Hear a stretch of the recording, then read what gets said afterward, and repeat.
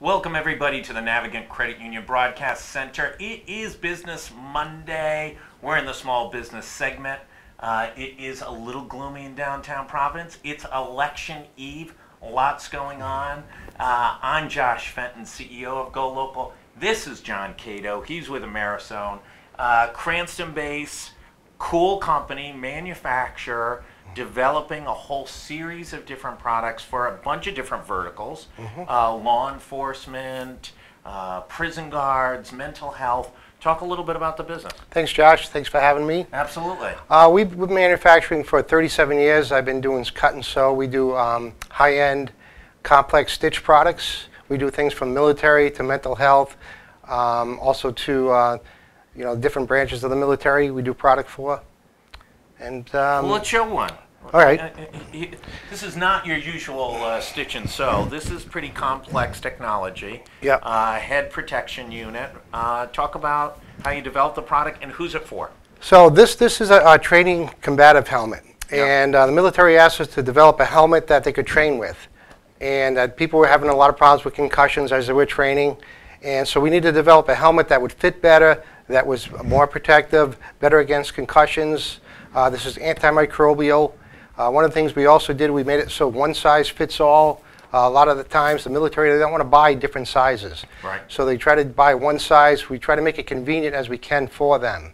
You know, and being a small company in Rhode Island, it's hard because we have to make sure that we stand out more than other companies. Right. So when I go to manufacture a product, I have to look at everything I can to actually make a product better than it is. So who buys this? U.S. Army, Navy? Army, all the different branches will buy that particular product because when they're training, they're hand-to-hand combat. They throw a lot of elbows, kicks, punches, things like that.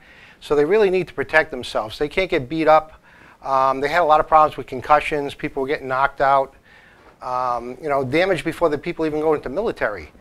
And years ago they used to train like at 80, 90%. And they said, okay, in the real field, you're going to go 100%. But now they can go 100% and not get hurt. And you're on the General Services Administration lists and all those types of purchasing structures so that you can get orders in?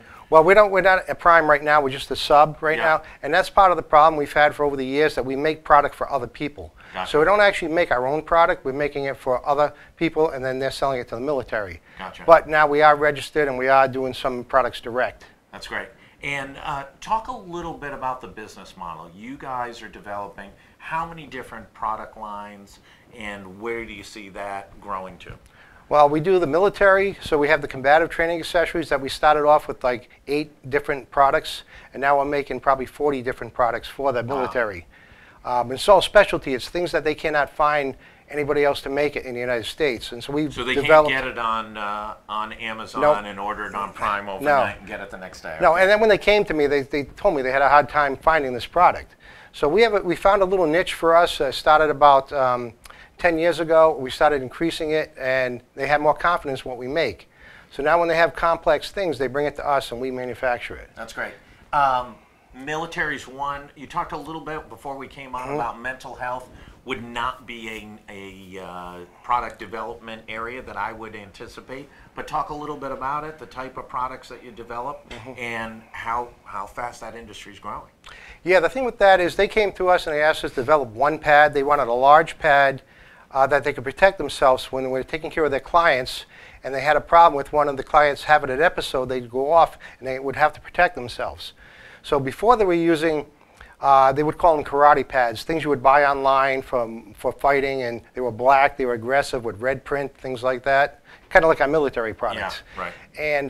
And they didn't want to use that on their clients, so they asked us to develop one pad, and now we make 7 different pads for them, and it's pretty much for the mental health workers that are taking care of the mentally ill and the people that have issues.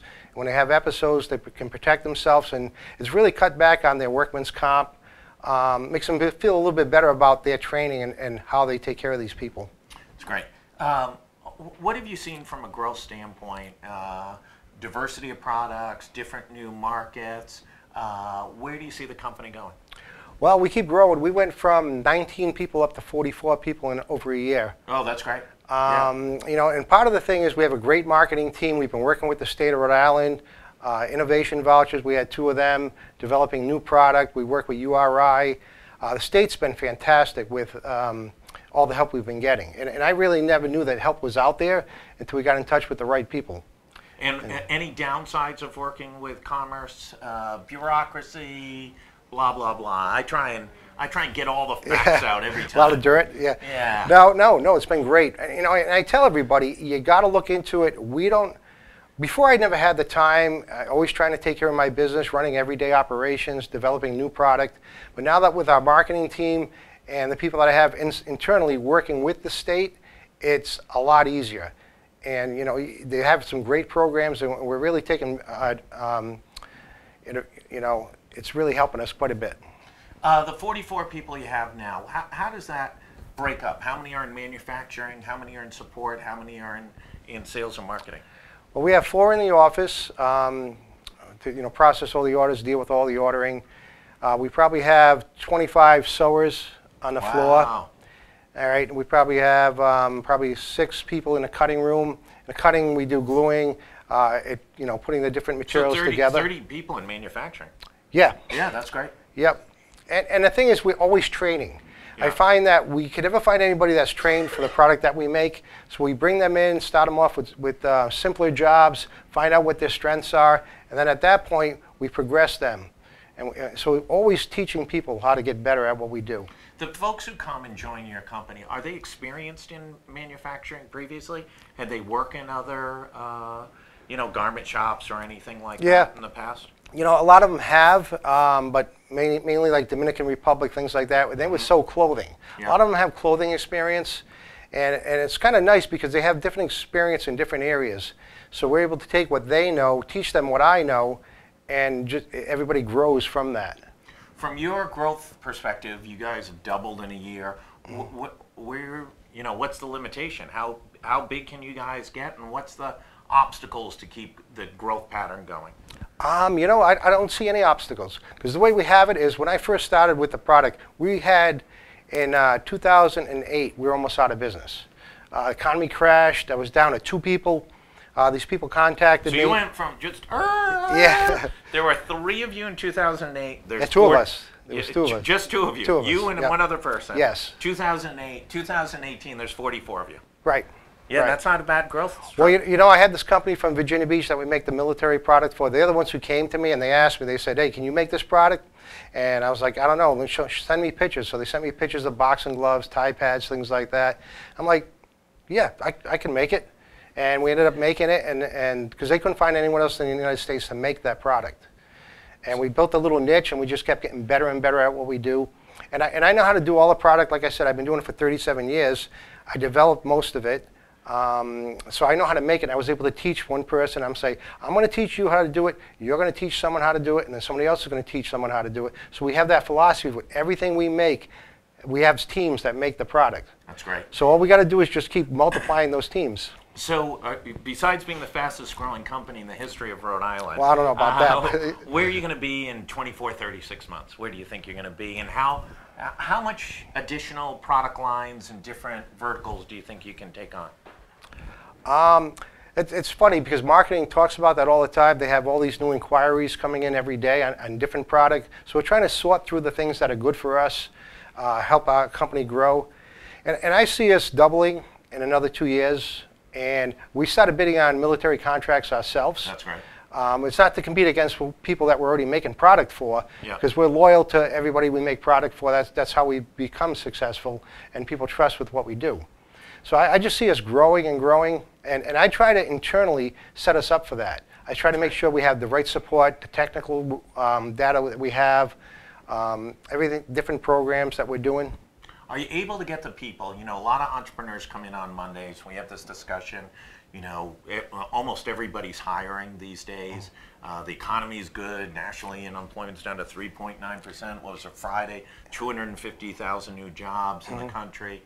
Are you able to get the right people, or are you able to get the people that you can train quickly and efficiently? Yeah, it's about getting the people that I can train. With that, it all comes to training. A lot of business owners will ask me this, so how do you keep the people coming in, and how do you get this great staff and the people you have in the factory? And I tell them, it's all about training. You got to have the training. Good for you. Yeah. Anything else we should know? Any new excitement? Any new products coming out in the near future? Well, nothing that, like I said, we don't make anything for ourselves at this point. We are working on a riot vest. We did 800 riot vests through this company, through the DLA, and they needed to be a berry amendment, which is all the products come from the United States, all the materials. So we did that. We did a version of this helmet. Yeah. We turned it into a riot helmet, so you could wear a gas mask with it. Yeah. And one of the innovation vouchers, we were able to work with URI engineering department, and we developed some materials that were going to be able to then be stab proof and impact resistant on the riot suit. So that riot suit will be coming out shortly. That's probably the biggest thing on our plate right now. That Well, we're let going to us be know doing. when that product gets developed. We want to hear more about all your success. You can try it out. I can stab you. Yeah. You see if it works. Do you know how many people Oh, yeah, I want do. it to fail Yes. if I put that thing on? Well, everybody does that with me at work. They said, "Are you going to wear it?" Because a lot of the stuff I wear, because we don't do any impact testing with computers and things like that. Right. I actually wear the product. I make it. I wear it. I hit myself with a baseball bat, things like that. So when we get stabbed, You guys everyone's could be like, "I can stab you." 2,000 employees if you didn't keep hitting yourself in the head with a baseball bat. Exactly. Right. Congratulations on all Thank the you. success, John. Thanks. We're going to be right back. I want to thank everybody. We're going to be right back. One of the most innovative companies and fastest growing companies in Rhode Island, from 2 to 44 over the past decade. Congratulations on Thank all you, the Josh. success. Stay Thanks right for here. having me. We're going to be back in about 30 seconds. Thanks so much.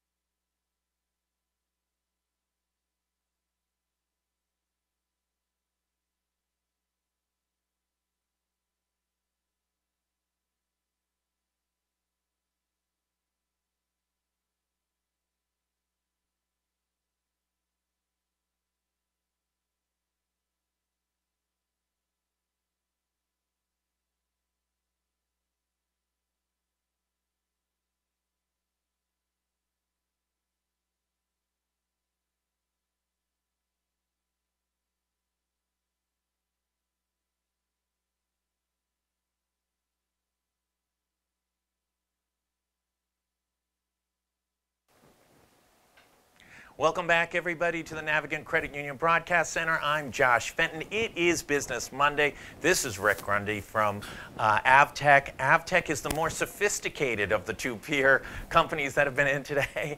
If you just saw John, he was talking about developing riot gear and protection equipment for the military, mental health industry, etc. You've got a little bit of a higher tech touch in developing microsensors integrated into detecting any type of environmental factor. That's right, Josh. Yeah, our room alert products are really designed for environment monitoring that could cause damage and downtime for a small business or any size business. We've got about 90% of the Fortune 1000 as customers. We've got every branch of the U.S. military, most state and local governments as well. So if you think about environment conditions, temperature, humidity, flood, power, smoke, everybody's had the power go out, they've had an air conditioner fail, they've had a pipe burst. And those are all things that can cause damage or downtime for a business. So let's talk about this. This gets deployed in, let's just say, in a tech room at a major technology company. It's where all the servers are. And what's going to happen when there's an environmental failure, when there's some type of environmental threat that has taken place? So we monitor for those conditions. Yep. We can log those conditions so the customers can see trends over time, and we can also send alert notifications. So your staff can get an early warning. Maybe you've got a backup facility that you could immediately go over to. You've got a pump that you could turn on for a water issue. You've got an extra fan or an air conditioner that you could turn off or turn on. those types of things. So the whole idea is basically switching the mindset away from disaster recovery and more into a disaster prevention mindset. What's the genesis of the company? Where did it start? What was the thought process? Walk us through that. So Michael Sigourney, our founder and CEO, he founded the company in 1988. So this is our 30th year. We're really proud of that. Originally, the company was in mainframe software, so VAX and VMS. And then in the 90s, as that tech space started to get crowded, we identified environment monitoring as a way to differentiate the business. And pretty quickly, the environment monitoring became the core business. It's what most people came to us for, and Room Alert is that now. When did you join the company?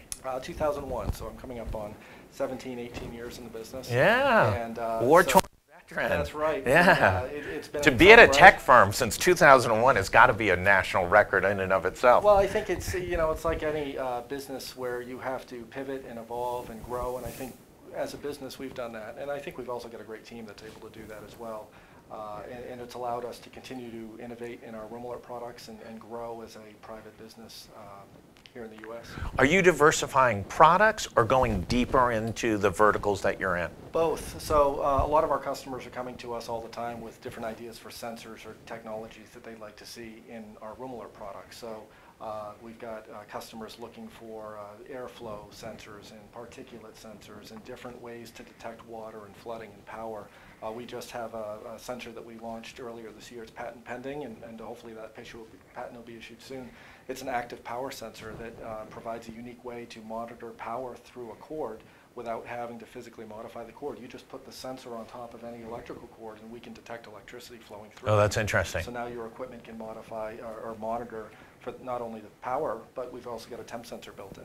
You're in 90% of Fortune 1000 companies. You're in the United States military. You're in municipal government. Those are all very different structures of sales. Talk a little bit about your sales strategy and how you're getting into that very, very diverse customer base. It is very diverse. So we do a lot of direct sales. We've got an in-house sales team that'll work a lot with direct customers. We've got a great reseller network. So resellers around the world in different industries. So here domestically, we've got resellers that focus on government sales, and they focus on GSA and government type contract work, and those are great for our resellers. Internationally, we've got a lot of resellers that focus on our sales in the EU and in Africa and Australia. And so you just opened in Ireland. What's been the experience there? You're in Shannon. Yes. Congratulations Thank on you. that. Those Norwegian flights are awfully nice. Fantastic. Yeah. Hopefully we can have more of them. And yeah, more absolutely. It's been an incredible experience, and I think something that's really going to be a place where we can continue to build our business.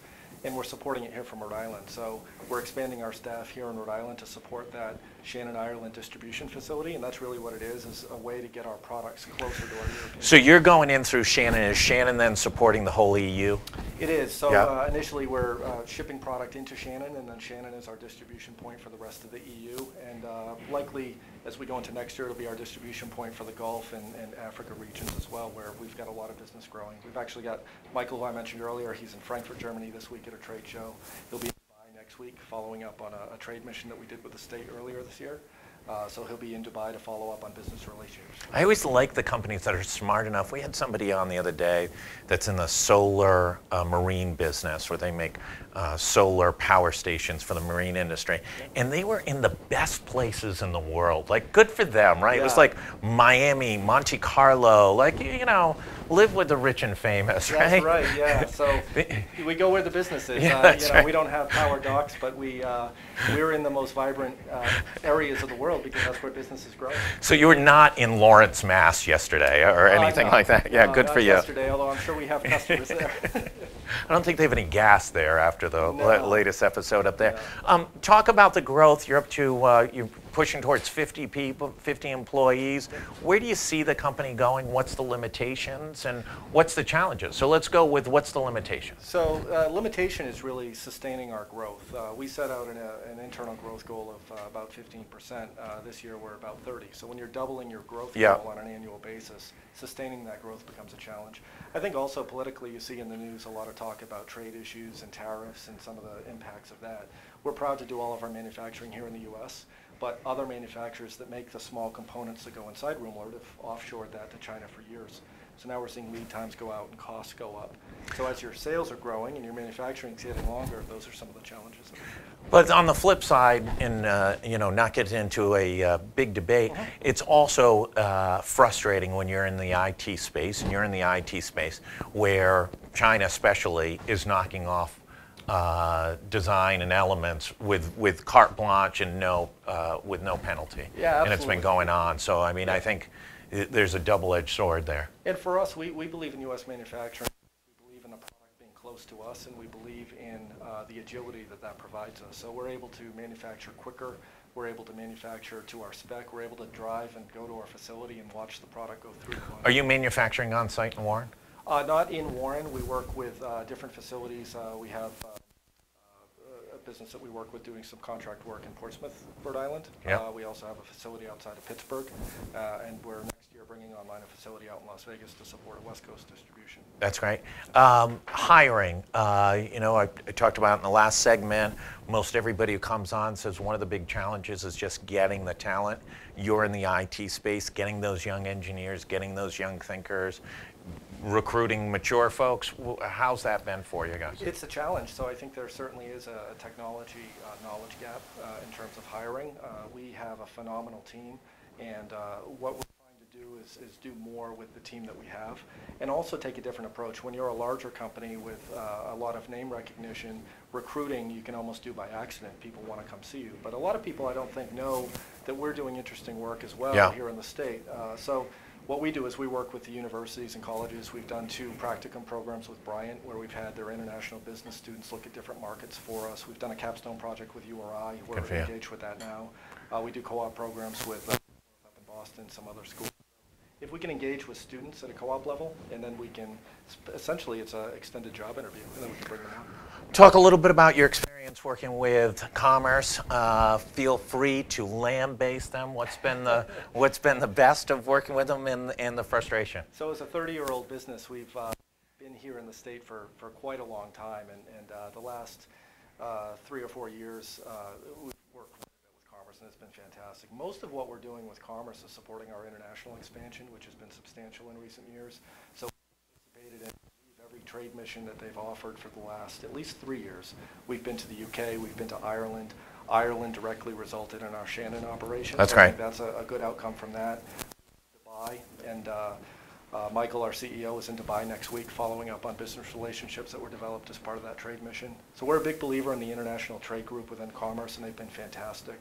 We do a lot with the Chafee Center, both in terms of step grants for the marketing overseas, but also for training, getting our team up to speed with the different requirements to get products into. We all here loved Ray Fogarty. I'd worked with him for literally going back to working for John Chafee in the late 1980s. So I knew Ray for decades, and was just really built that center into what it was, and it's had a huge effect. I don't think one person ever said a bad word about Ray Fogarty. I don't think he could. He's, he's a good friend and an incredible resource, not only for us, but for everybody in the state. And I know Linda Wolf and the others at the center will continue on with his legacy. They've been instrumental, really, in us being able to confidently go internationally. That's great. What else can Rhode Island do better to support a company like yourself and in your growth? So I think, really what we're trying to do is scale, and as a software and technology company, we need to do that with people and resources to support the technology. We've got a WaveMaker employee who's getting one of the WaveMaker funds, which is fantastic. I think the changes to the Innovation Grant Program to allow some more freedom with the use of those funds is fantastic. So I think some of those things that we've seen come in over the last couple of years, if we can continue that movement, that would be that would be the biggest thing to stay consistent with those programs.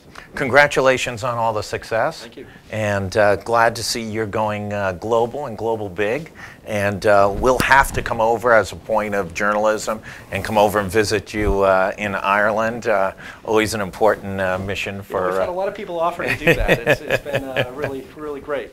All the assistance we've been offering in Ireland. Congratulations on all the success. Thank you, Josh. And keep it going. I want to thank everybody for tuning in today. No 4 o'clock hour. Gary Sass and Saul Kaplan are both somewhere else in the free world doing other things. We're going to be back all day tomorrow with election coverage starting as early as 7 a.m. from opening bell at some of the polling places.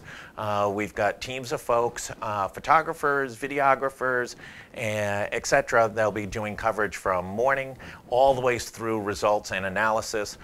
In the evening tomorrow night, we'll have complete analysis with a huge group, including former congressional candidate and superintendent of the state police, Brendan Doherty, a number of top academics, former Governor Lincoln Chafee will be in studio. So stay tuned all day tomorrow for all the election results and insights here at GoLocal Prov. Thanks for tuning into the Navigant Credit Union Broadcast Center. We'll see you tomorrow all day. Thank you.